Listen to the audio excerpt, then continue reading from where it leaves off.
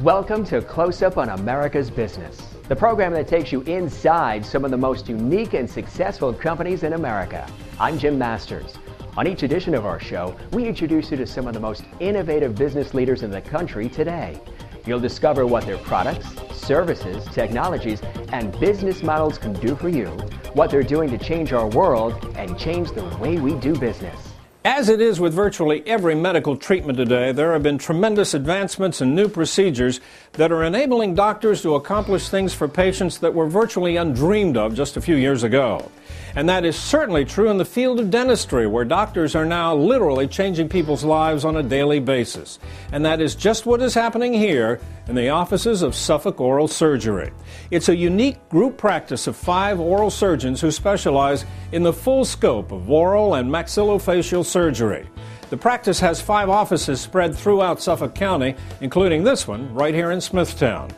To learn what it is that makes this practice so special, we talked at length with each of the doctors involved, starting with Dr. Stephen Snyder.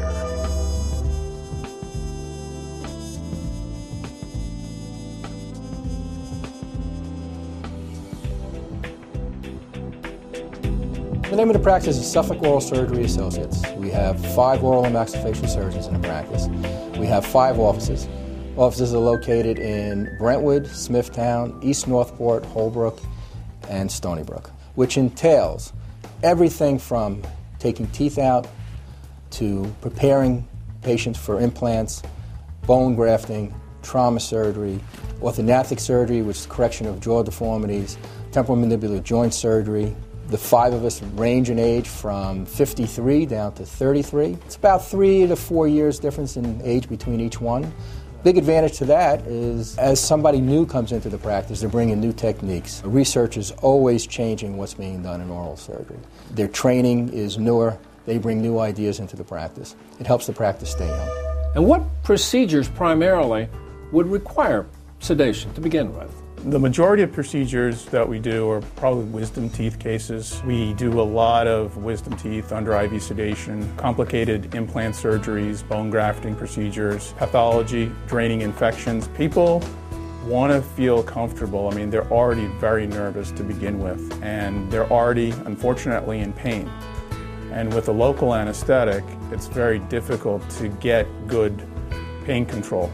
And with the IV sedation, done in a safe manner, they're not aware of what's going on, but it's painless procedure. We're all trained in acute cardiac life support and basic life support. We have to be retrained and recertified every 2 years. We have emergency equipment available if a complication arises.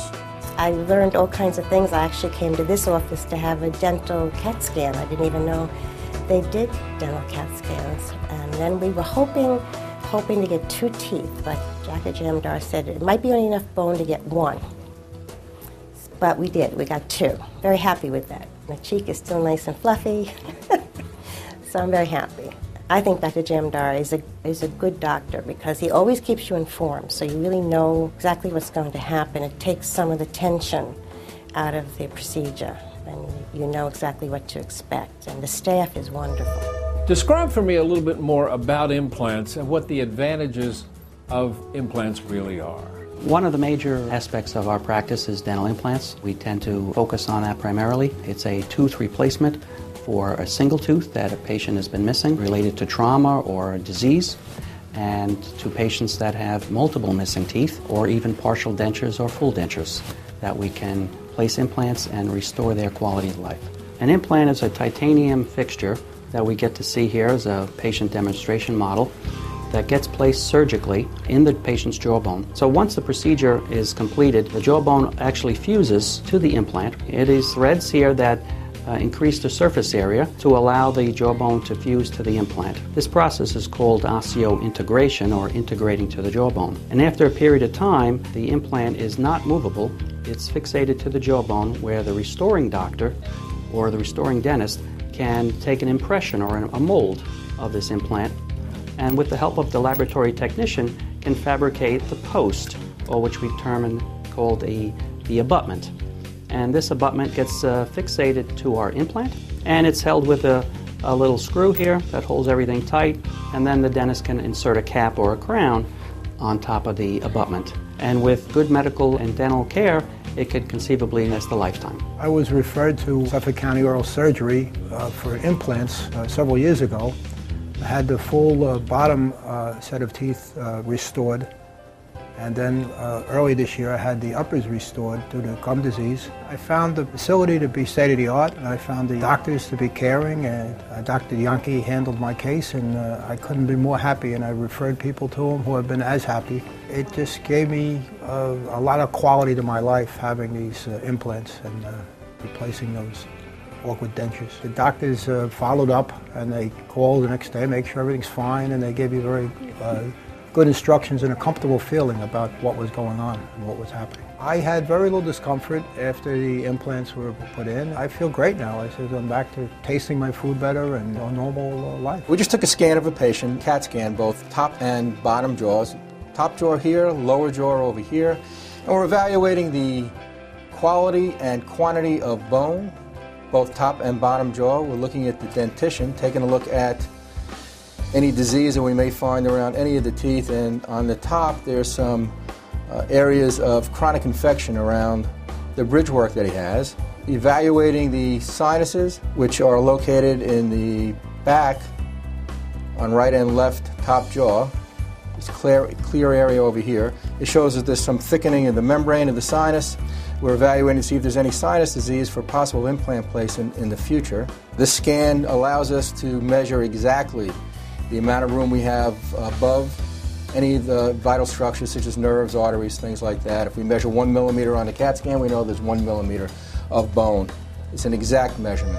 As an oral and maxillofacial surgeon, we cover trauma call at a hospital, local hospital in the area, and we handle all sorts of facial trauma, soft and hard tissue from broken jaws, broken cheekbones, soft tissue lacerations, broken noses, things like that. It falls under the scope of trauma for an oral surgeon. The areas that we work on would include the lower jaw and mandible, the upper jaw or maxilla, the cheekbone or zygoma, the frontal sinus or forehead region. Any bony trauma to that area, obviously the teeth and dentition would be involved in that as well, or soft tissue ranging from forehead lacerations, scalp lacerations, ear lacerations, lacerations high in the neck, things of that nature. We look at the scans, the radiology that's provided by the hospital, and then we make decisions on how to best treat the patient. Sometimes it's just the closure of a laceration in the emergency room. Sometimes we have to bring the patient to the operating room to reduce fractures, or for more complex lacerations, close the lacerations in the emergency room.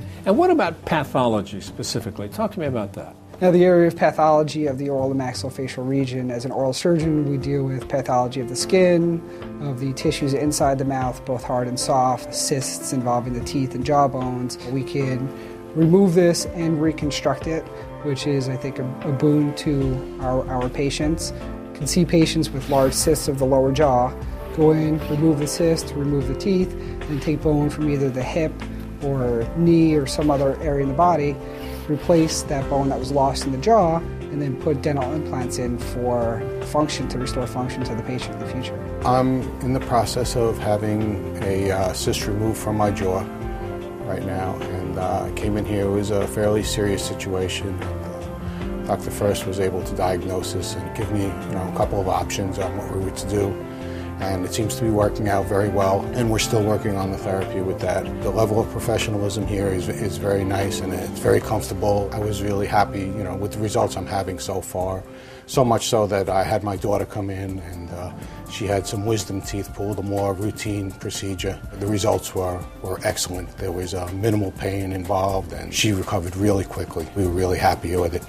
They treat you more than just a customer here. You feel like a friend, so it's comforting to know you can come in and expect that level of professionalism here. Dr. G, explain to me just what temporomandibular joint surgery is and when it's necessary.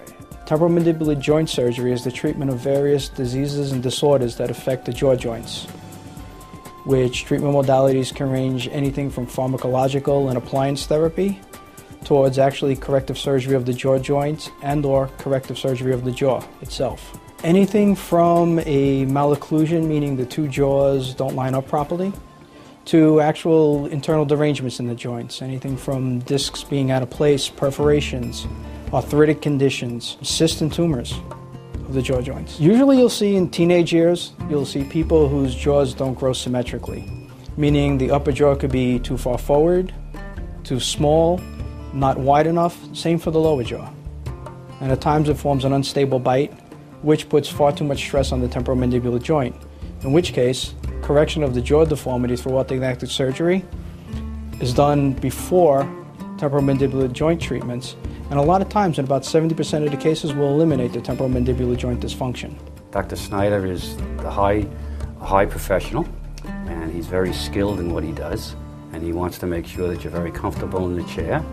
He explains the procedures to me all the way, from step one to the very last step. We have follow-up visits at no charge, I might add. He's very careful to monitor the progress to see if it's healing properly. And I would recommend Dr. Snyder to anybody. And the ladies in the Smithtown office are very nice, Lori and Maureen and the rest of them. It's not unpleasant to go there. We have a good time. And he also has a good sense of humor with us. And my wife goes to him also. Some of us have an interest in certain areas, more so than maybe others. But we all treat everyone that comes in. We're all capable of treating everything that comes into the office. One of the things that's great about having a large group is that you can bounce ideas off of each other. If you have a tough case that comes in and maybe you're not sure how you want to treat it, there's 4 other surgeons in the group that may have different philosophies on how to treat it. We pool ideas, we go over x-rays, we go over treatment plans for patients. The advantage to the large group is we're able to do that. If you're a single practitioner, you really can't do that. When you have 5 different surgeons that have been trained in 5 different hospitals, there's 5 different ways of possibly doing the same procedure. And we're able to either discuss it with one of our partners or bring our partner in to help with the surgery.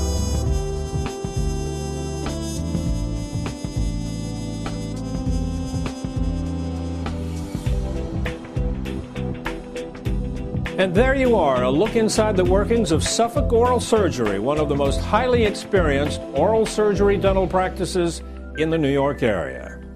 I'm Doug Llewellyn, reporting from Smithtown, Long Island. That concludes this edition of Close Up on America's Business. If you'd like more information about any of the companies featured on today's show, please visit our website at closeuptvnews.com. I'm Jim Masters. Thanks for joining us, and we'll see you next time.